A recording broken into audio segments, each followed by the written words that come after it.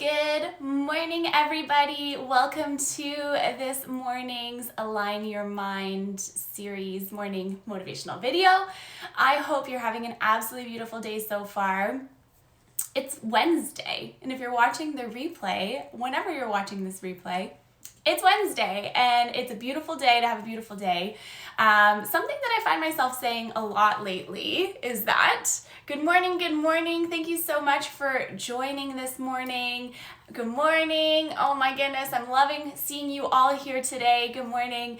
As always, if you have any questions, just drop them into the comments as we're going along and chatting. But this whole week I want to talk about mindset and all of the different mindsets that we can have and what they mean. So yesterday we tapped into scarcity mindsets. If you didn't check that video out, go back one and check that out on my page, either on YouTube, Facebook, or my Instagram page here. But today we're going to talk about fraud mindset.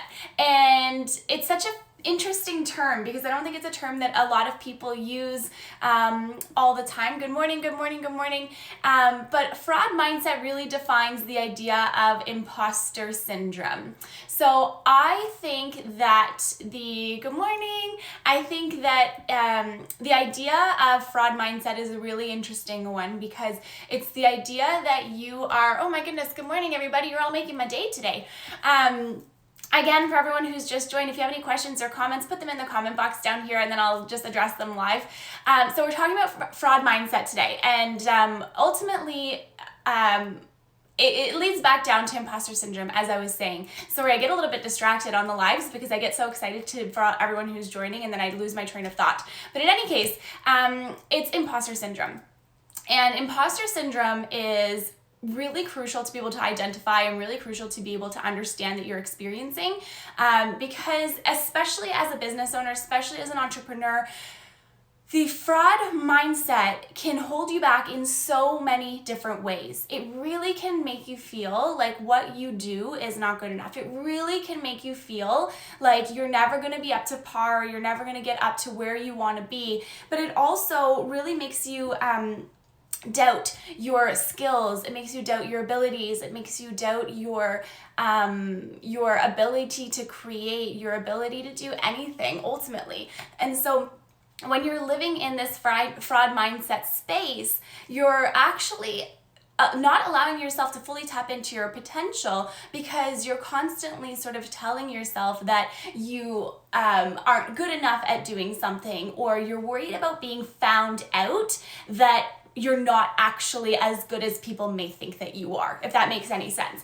So ultimately it comes down to a mindset, and it's not necessarily the truth. So the idea with fraud mindset is not always the truth, what you're thinking about your own self in your mind.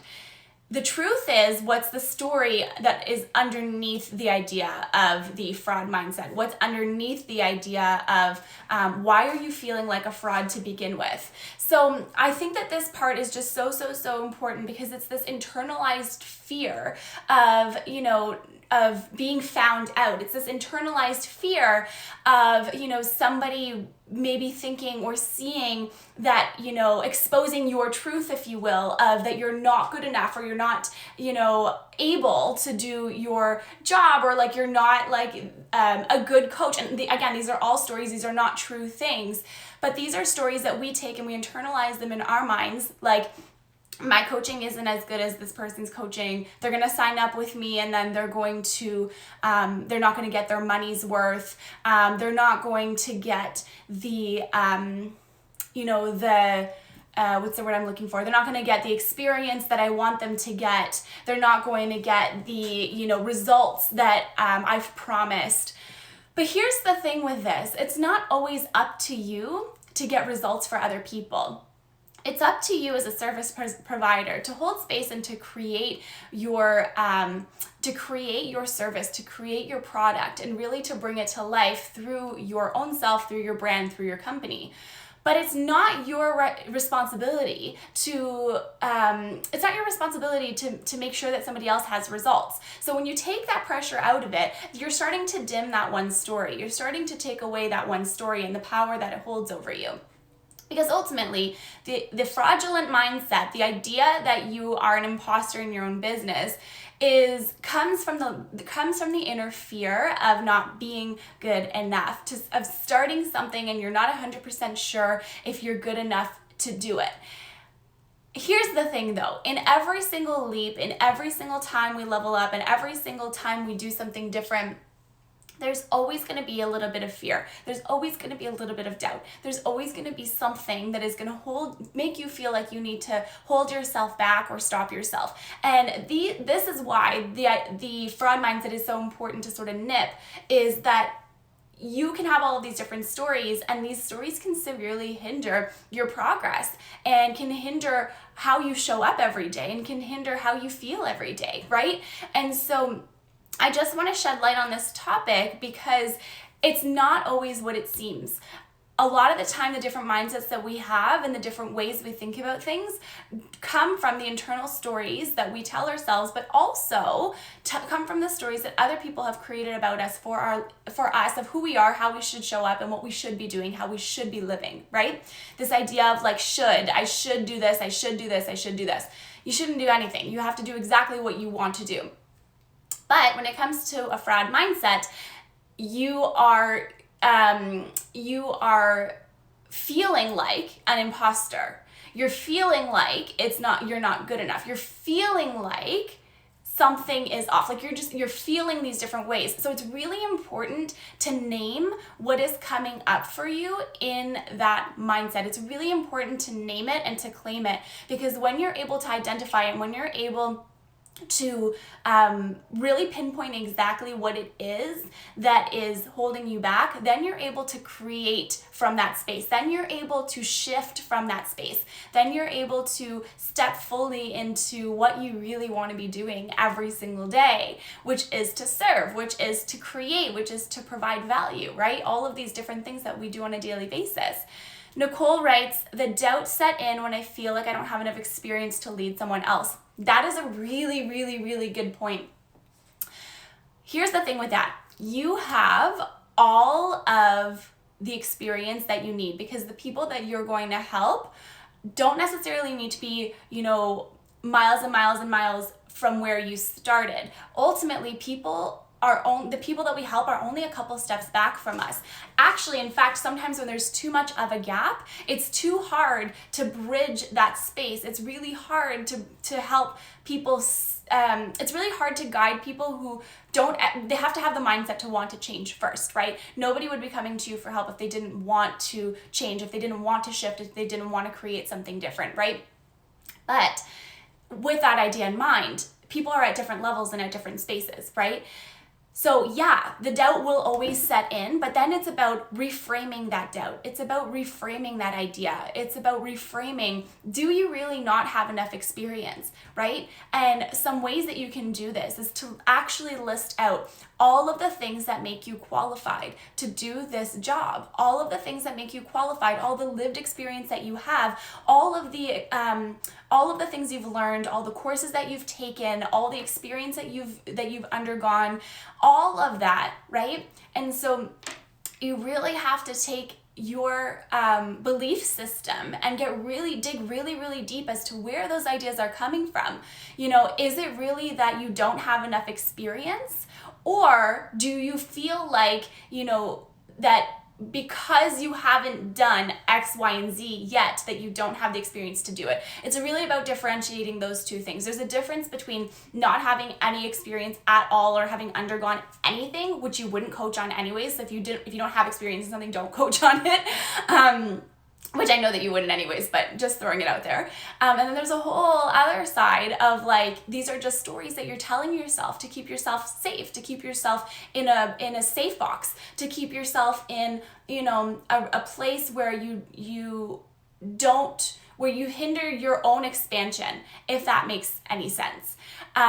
So I really think it's about this idea of shifting and really digging deep into the story. Where does the story start, and at what point do you get to rewrite it? Because you get to rewrite it any way that you want. The thing though with that doubt, and it's really a mindset thing, getting over that piece of I don't have enough experience. Because here's the thing, the people that you help are going to have a specific set of problems, right? Or challenges or things that you will help them transform. And when they have those specific things, then you're coaching on those things in specific. So even though they have, X, Y, and Z experience, they can be an executive over here. Like, my clients range in all different places. Like, I have clients who are executives, and I have clients who are still trying to figure out what their career is. You know what I mean? So it's all different, but it ultimately comes down to the experiences that they're looking to transform. That's the key piece. What are they looking to transform? Carrie says, I'm sitting on a fluffy cloud of imposter syndrome currently, and your advice is really helpful. Love this. Thank you so much. You're so welcome, Carrie. I was actually watching your stories yesterday, and I think that your stories were amazing. I'm excited for everything that you're doing. And I really think that the idea of the imposter syndrome and being on, a cloud of imposter syndrome is really important to just acknowledge and to recognize, right? Ultimately, there's imposter syndrome because maybe it's something that you've never done before, and that's okay. And you just have to get through that space of, you've never done it before. And there might be things that are going to be really hard, but then there's going to be things that are really, really rewarding at the same time. And so the way that I like to think about it, and this is the way I like to think about a lot of things in my life, what's worse? Sitting in the fear, or is it worse to not do it at all? You know what I mean? Like, is it worse to sit there and not do something because you're fearful of how it's going to go, or, fearful of not being of not providing the experience or the right experience, or, the outcome that you want your clients to have, and all these different things? Or is it worse to look backwards and just, realize that you could have done it and then you didn't because of fear? I don't know which one is worse. I mean, for me, I think what's worse is looking back and not being able to looking back and being regretful of the things that I could have done that I didn't because I was scared. And this drives me every single day, that it's you know what? I'm going to start doing a live morning series. There's going to be days where I stumble and over my words all the time. We're human. It is the way it is, and it's live, right? But the reward for me is so much better, because then I get to bring all of these different topics and community together and helping people and really, providing deep, meaningful advice that will change the way that somebody thinks, and then will hold space for how somebody feels, right? And same thing with any coaching program that I run. It's the same thing, right? Like, creating a space where people get to flourish, really creating a space where people get to tap into who they are and their intuition and their soul and what they want to provide and what they want to bring to the world. So it's not something, you have to think about the bigger picture. Think about what it is that you're bringing to the world. And then when you hold back on your gifts, what are you taking away from somebody else, from them learning and from them experiencing, right? By you not showing up as your full self, how does it actually hinder somebody else's growth? How are you actually, stopping somebody else from experiencing, I almost knocked over my water, stopping somebody else from experiencing the thing that they need, or the thing that might actually change their life. You know what I mean? When you start thinking about it from that perspective and from that mindset, all of the little things become less hard to overcome. Like, they become easier. They become, even though it's scary, it's still rewarding. You know what I mean? So I hope that's helpful. Thank you for joining in. I really appreciate it. And thank you so much for everyone for tuning into this live today. I'm going to be back tomorrow morning at 9 a.m. Eastern time. I have an exciting announcement today, and then 2 more exciting announcements this week, so keep your eye out for that. I'm not going to dive into it because, I'm excited, and I always spoil the surprise. I'm not good at keeping secrets. So I'll just spoil the surprise if I keep talking. So so stay tuned for that. Thank you so much for joining today's live. And tomorrow we're going to be talking about mindset as well, a different type of mindset. So I will see you at 9 a.m. Eastern time. If you're catching the replay, just let me know any thoughts or comments in the comment boxes, and I will see you tomorrow morning.